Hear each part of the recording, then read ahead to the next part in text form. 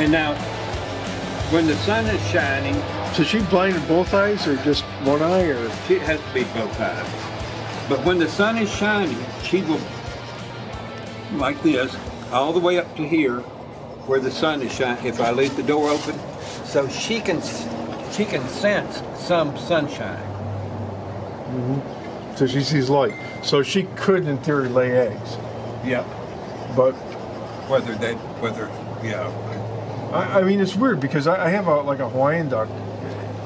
I have a Hawaiian duck that's blind, completely blind. She ended up laying like 3 eggs last year, which is completely unusual for a blind bird to even, at least in my experience, unusual for them to lay. And all the eggs are infertile, which doesn't make sense to me. Why the eggs would be infertile. It seems like the male will still be breeding her even though she is blind. Well, she may just not sense. I don't. Yeah. Who knows? But the photo reception on birds is not through the eyes. When they detect sunlight, that dictates their laying period is not through the eyes. They absorb the light through their head. Oh, well, see, I always thought it was the eyes. It's not the eyes, it's the head. They've actually done experiments with chickens. They've taken hoods and goggles over the chicken's eyes and had them in light, and the chickens will still start producing eggs despite the fact that their eyes are, they're blinded. But see, all this time I always thought it was through the eyes. I'm sure that the eyes play a role in it, but the research indicates that it's all in the cranium, all in the skull, and that makes it more interesting too, because there's a reptile species that actually has photoreceptors on its head. The Toratora in New Zealand has a photoreceptor on its head that it can detect sunlight. Well, now it's weird though, but of course, I guess I need to start doing it more on warm days. Have that door open where the sunshine. Yeah, I mean, you got filtered light in here. And probably if she's a blind bird, you want more. Now we were letting her out in that front part till it got cold, and I told Tim, I said, "You're gonna forget one night and have her out there, because now she gets up on that little stick to roost." So she doesn't get any higher? One time she was up on the nest box, but I think it's because she probably just went berserk and just ended up landing up there. Is she a year-old bird or is she? I don't know. No, but these things will lay in less than a year, right? 9 months? Yeah. But they don't really pick up until they're a year or 2 years or so, right? About a year and a half. And I've had gray peacock pheasants lay at 6 months. Oh, really? That early? But that was one time. Yeah, it's like we had a Hottentot lay at like 9 months, or maybe even a little sooner than that. It was just one time.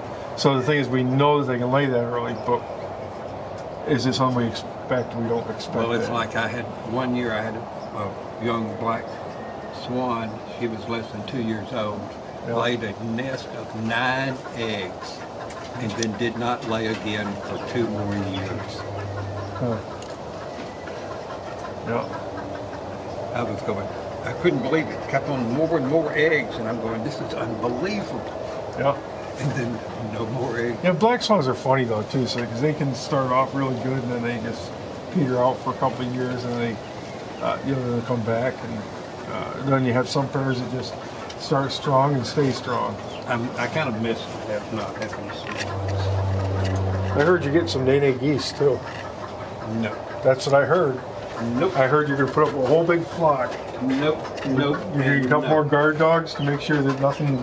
No. Because you're worried about predators and. No. I don't know where you get all this information from. Well, you got it wrong. That doesn't look like a chicken there. That's a green jungle fowl. Whip a mama chicken. And these are young Rothschild peacock pheasants. Did they hatched since we came here. They must have been laying there. Okay, I've got one chick over here that I'm medicating.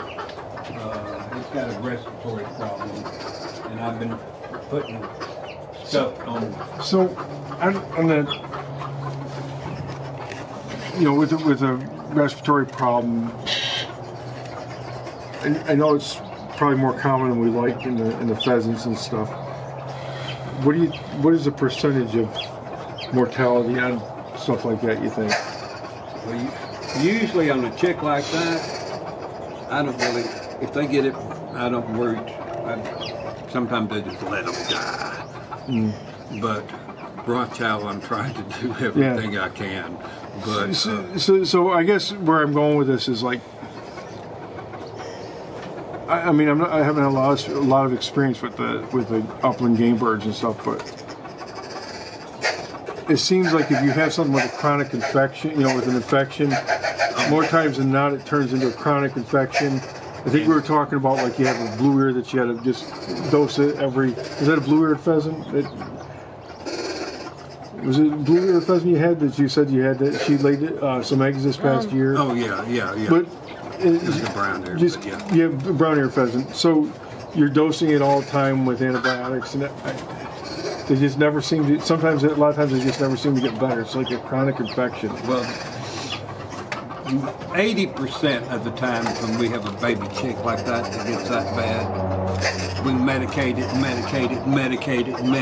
and finally you think it's going to be all right. That's exactly what I'm getting at. So a lot of times it seems like it's a waste of time. It's most of the time.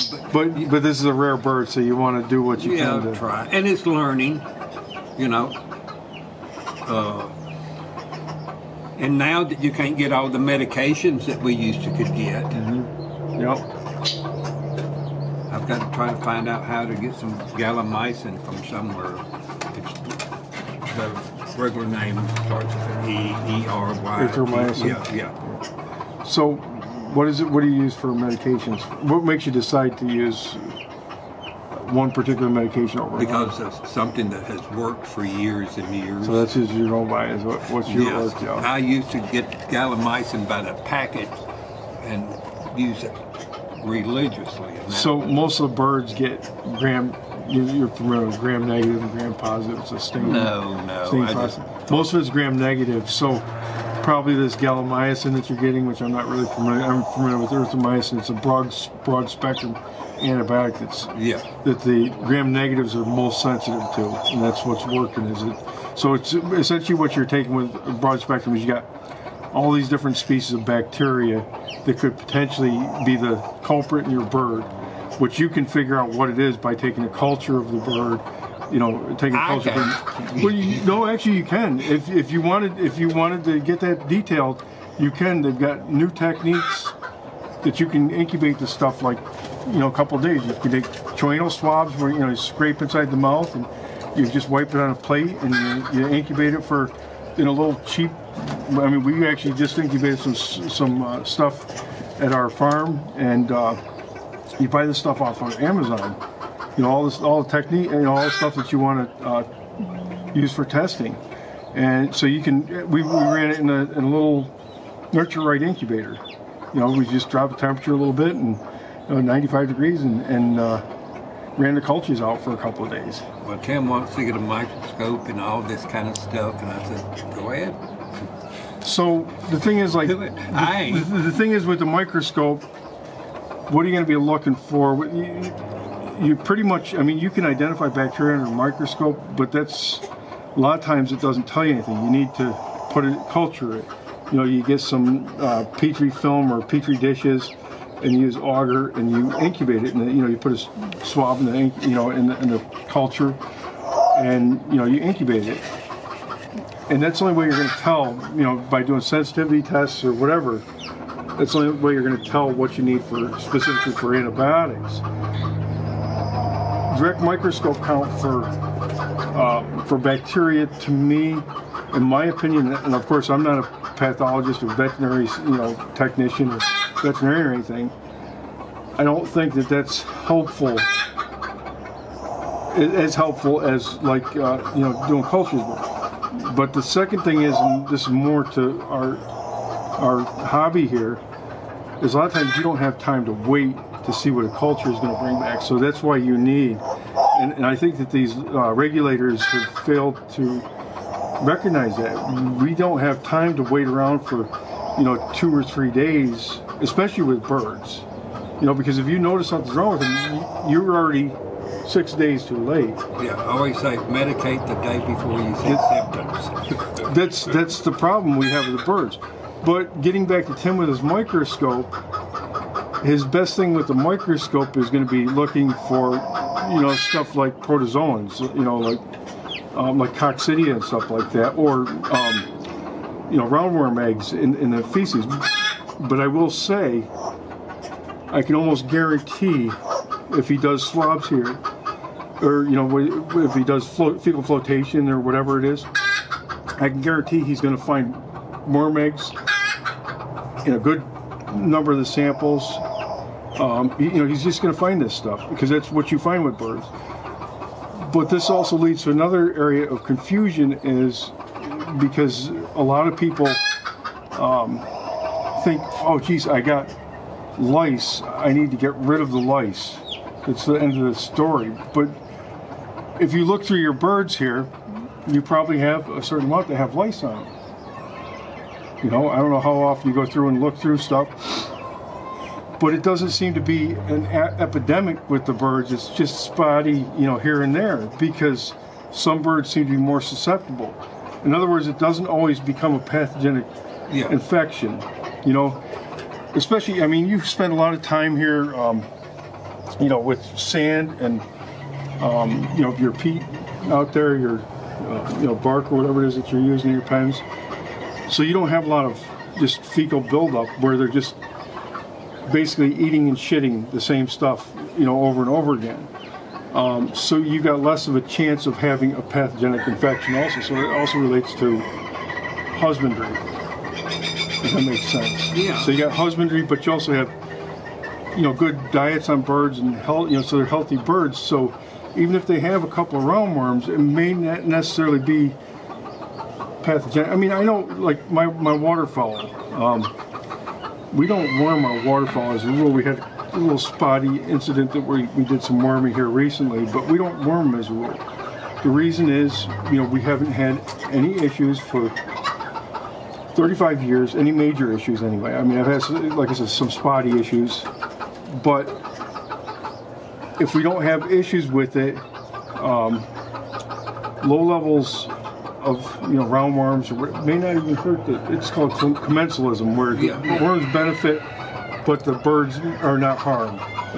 As long as the bird's healthy, it's usually when they start going downhill from somewhere, it's when the worm build up. And that's the thing, is it could be stress from the weather, that could onset, they could create the bird from, change its behavior, and then allowing, its immune system becomes compromised. And then that's when the time for old age, the birds get old and their immune system's compromised, and then all of a sudden they've had a roundworm infection for years, but then all of a sudden it explodes, or even lice or mites or something like that. Have them for years, which, by the way, most of the lice and mites, if they're low, at least lice, not so much mites, but they're not, well, even the mites. They don't typically bite and suck blood or anything.